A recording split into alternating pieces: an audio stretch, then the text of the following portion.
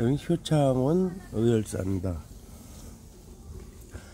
안녕하세요, 회장님. 오래간만입니다. 예. 본인 소개 좀 해주십시오. 여기가 지금 보니까 효창원 의열사라고 하는데 여기가 무엇을 하는 곳이며 회장님 본인 소개를 먼저 좀 해주십시오. 효창원 이 의열사는 임시정부 그 주석 이동영 선생, 또 임시정부 주석 김구 선생, 또 임시정부 국무부장 조성환 선생, 또 임시정부 비서장 차이적 선생, 그리고 이제 안중근 의사, 이봉창 의사, 윤봉길 의사, 백정기 의사, 이 8분의 영정 위패가 모셔진 곳입니다. 8분의 그리고 위패가. 여기에 8분의 묘소가 바로 이 자리에 있습니다. 한마디로 그냥 민족의 성지입니다. 여기. 그렇군요. 그 회장님이 이걸 언제부터 맡아서 이거를 내가 이걸 맡아서 하기는 2010년도부터 여기에 관심을 가지고 시작을 했었는데, 여기에 의열사에 이제 직접 이제 관여해 서는 것은 의열사 이분이 한 25년간 잠겨 있었어요. 문이요? 그만치 선열들에 대해서 관심이 없었다는 얘기입니다. 그런 것을 그 용산 그 구에서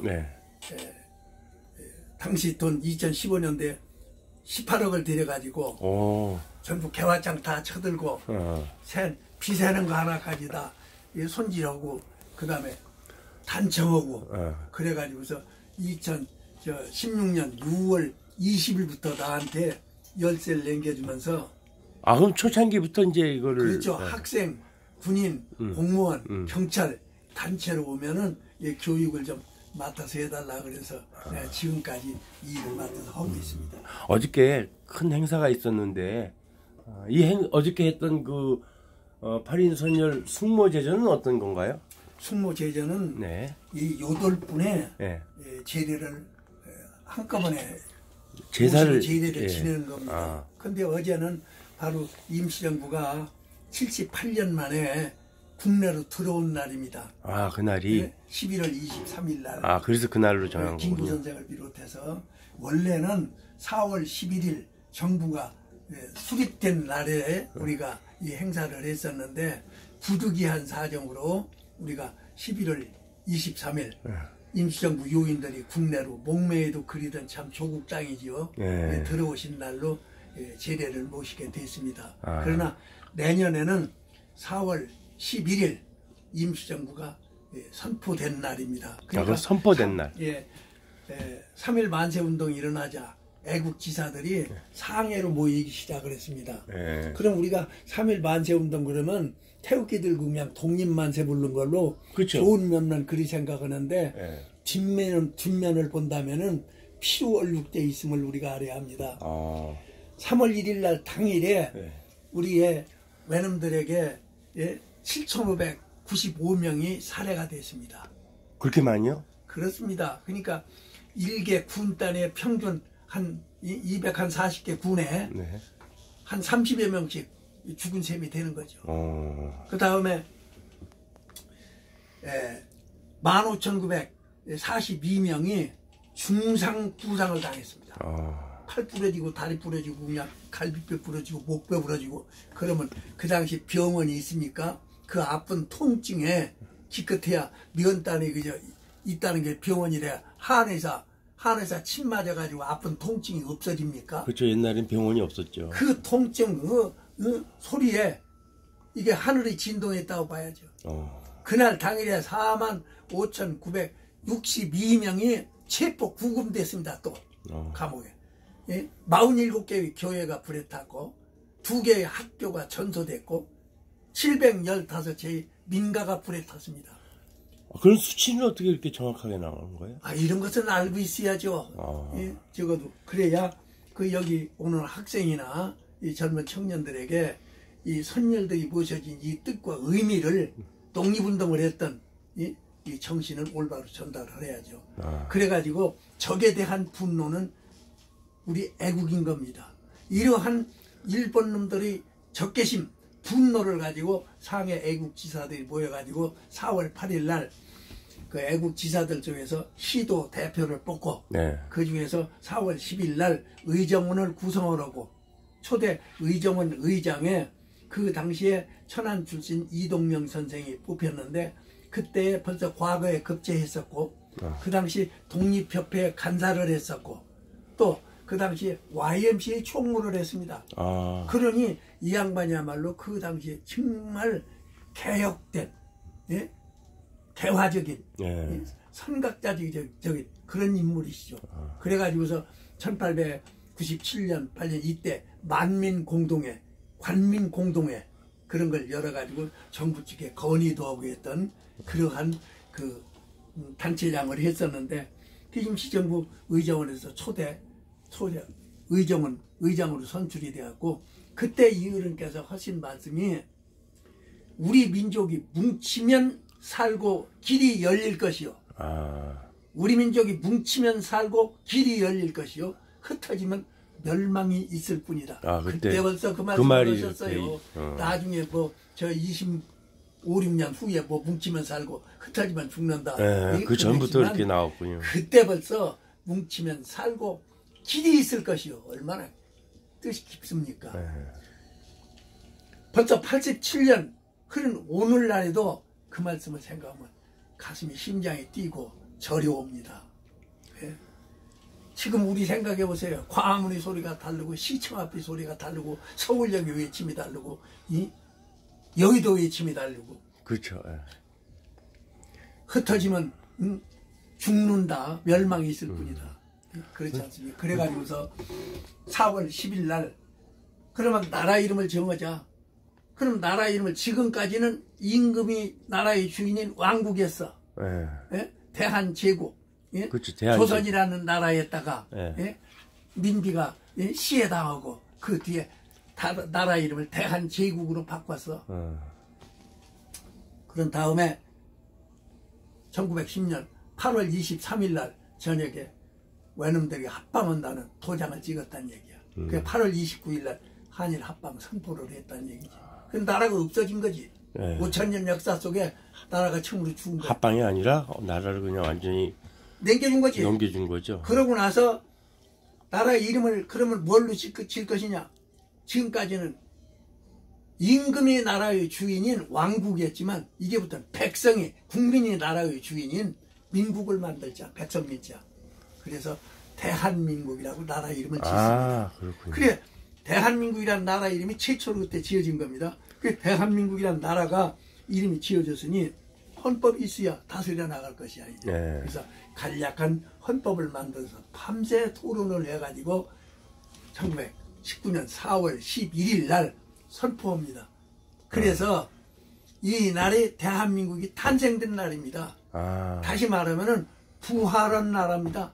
죽었던 나라가 다시 살아났으니 죽었던 사람이 다시 살아난 것도 부활인데 죽었던 나라가 다시 살아나니 어찌 부활절이 아니겠습니까? 그렇죠. 부활절. 예? 그래서 우리도 그 대한민국 그 임시정부 수립일이 아니라 3.1절 광복절 하듯이 수립절이다. 그렇게 호명을 하고 있습니다. 꼭 기억해야 되는 날이군요. 그렇죠. 예.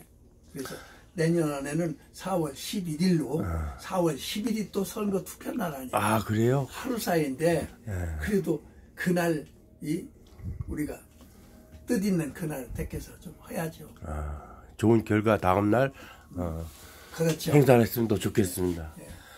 여기 보니까 어저께 그 행사에서도 그 정부기관도 많이 오고 그러는데 혹시 여기를 운영하는데 또는 그 기대하고 싶은 게 정부 측에 있다면 어떤 걸 하고 싶습니까?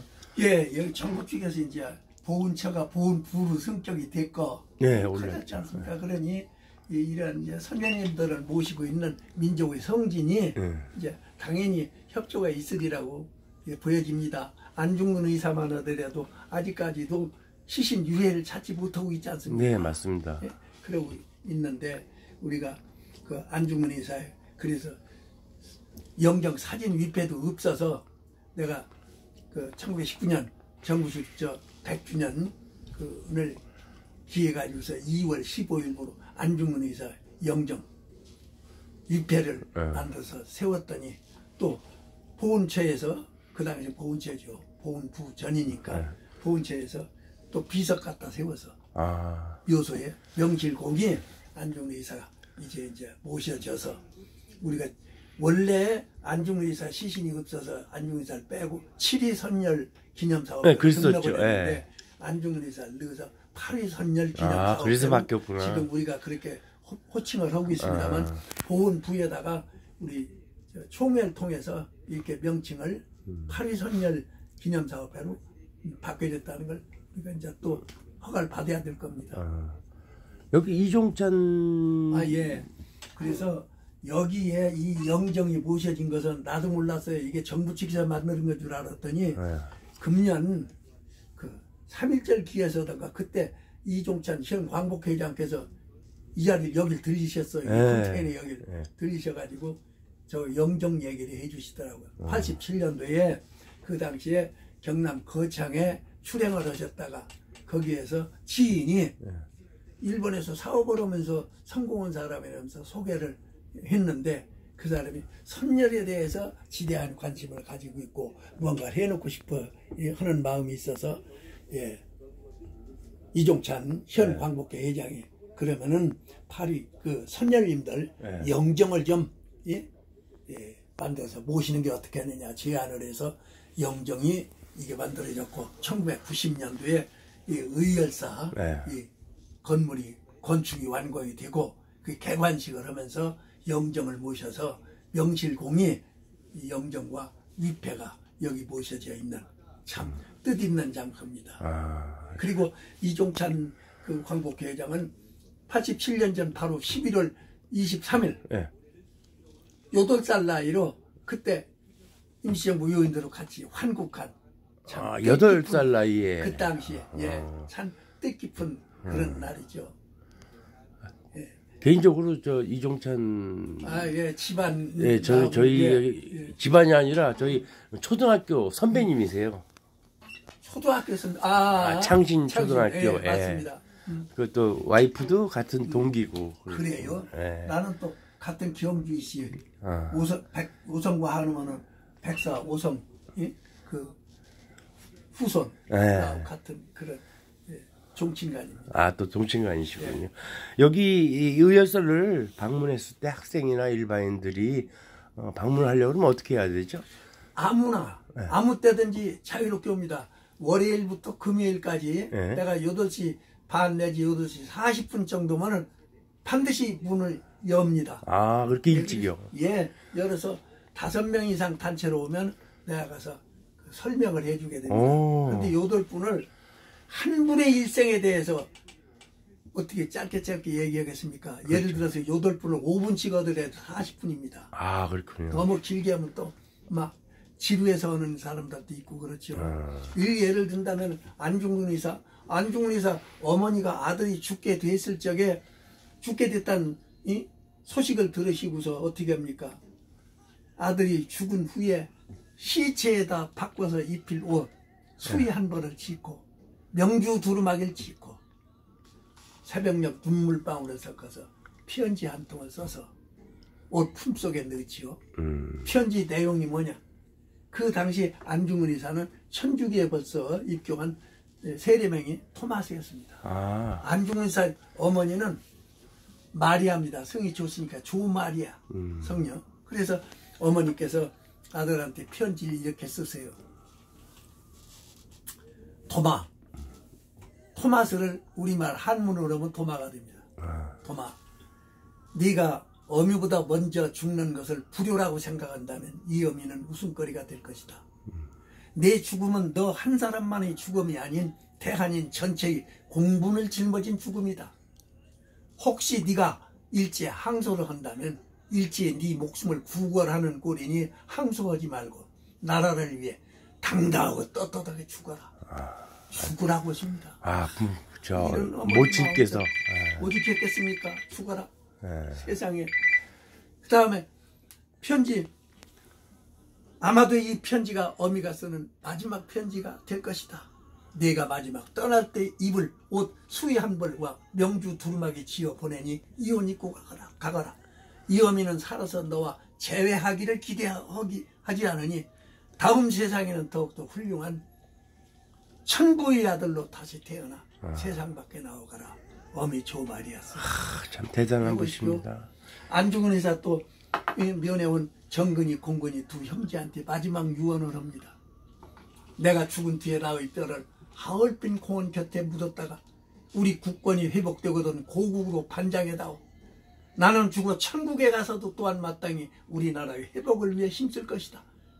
너희들은 돌아가 고국의 동포들에게 각자마다 나라의 책임을 지고 국민들 의무를 다할 것이며 마음을 같이하고 힘을 합하고 공로를 세우고 업을 이루라 이르라. 대한 독립의 소리가 천국에 들려오면 나는 마땅히 춤을 추며 만세를 부를 것이다. 안중근 의사님, 춤 추셨습니까? 만세는 부르셨습니까? 춤출 장소는 있었습니까? 국토는 양분되고 민족은 남북으로 갈려서 남북 간에 이렇게 참 핵무기를 만든다는 엄포가 있고 이러한 분열 속에 있습니다. 그러나 안중근 의사님 영종 위패 모시고 있는 이 의열사의 탑에 수천 그리 무궁화꽃이 있습니다. 저는 무궁화꽃이 필 때마다 6월 초 되면은 그 꽃들이 수만 송이가 무궁화꽃이 피어서 웃고 있는 모습이 안중근 의사의 웃으시는 모습이다. 만세 부르시는 모습이다. 그렇게 생각을 합니다. 좀 눈물겨운 얘기입니다. 이제 완전히 역사인데, 이건 여기 효창원 의열사에 오면은 회장님도 만나 뵐 수 있고, 이렇게 자세한 얘기도 들을 수 있겠군요. 그렇죠. 물론이죠. 그래서 한 분 얘기하는데 이렇게 시간 걸리니 8분을 40분을 하면 맞아요. 다들 지루해하고 어떻게 김구 선생이 일생을 안중근 의사의 일생을 지금 마지막 돌아가는 순간만을 지금 얘기를 했습니다. 네. 안중근 의사 1910년 2월 14일 날 사형을 선고받고서 껄껄 웃으시면서 이놈들아 사형보다 더 극심한 형벌은 없느냐? 얼마나 대담하십니까? 이걸 이 기백, 이 정신을 배워야 돼. 그러고 나서는 형무소 소장 면담을 요청을 해요. 그러니까 일본인들이 생각하기는 그랬겠지. 형무소 소장이 그래 날 만나서 좀 살려달라고 사정을 하려고 그러나 하여튼 만났더니 살려달라고가 아니라 야, 이 여순에다가 동양 3국 한중일 평화협의체를 만들자. 왜 평화협의체를 여기 여순에다 만드는 거니?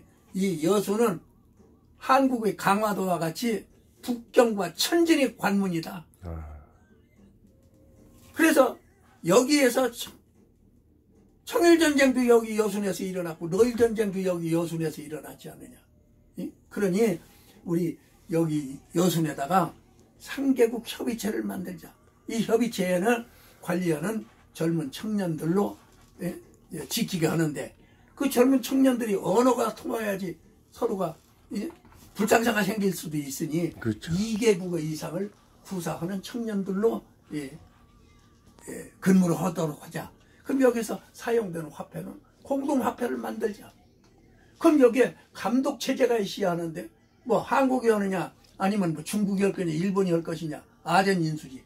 그러니 공동으로 중립적인 입장에서 감독을 해줄 수 있는 로마 교황청으로 하자. 그때 벌써 세계 이게 UN 평화유지군 같은 그러한 깊은 철학을 가지고 계셨습니다. 그러다 보니까 깜짝 놀란 거죠. 내일 모레 언제 죽을지도 모르는 사람이 죽는 것은 사형 언도받아요. 이런 건 제쳐놓고 평화협의체를 만들자. 얼마나 놀라울 일입니까? 정말 귀한 얘기입니다. 그러면서 2월 14일 날 사형을 선고받고 2월 17일부터 평화, 동양 평화론을 집필하기 시작하지 않습니까? 그래서 3월 15일부로 동양 평화론을 쓰던 거를 완료를 제대로 하진 못하고서 넘겨줘버리고 3월 26일 날 순국하시지 않습니까? 안중근 의사. 이렇게 귀한 역사적인 이야기들, 우리가 꼭 가슴에 담아야 될 이야기들이 지금 여기 효창원 의열사에 오시면 언제든지 여기 이종래 회장님한테 자세한 설명을 들을 수 있을 것입니다. 오늘 좋은 말씀 감사하고요. 고맙습니다. 항상 건강하시고 감사합니다. 조국을 위해서 또 우리나라를 위해서 많은 노력해 주신 어보에 정말 너무 감사드립니다. 감사합니다. 감사합니다. 누추한 곳에. 종라이즈 TV 의원 캐스터였습니다.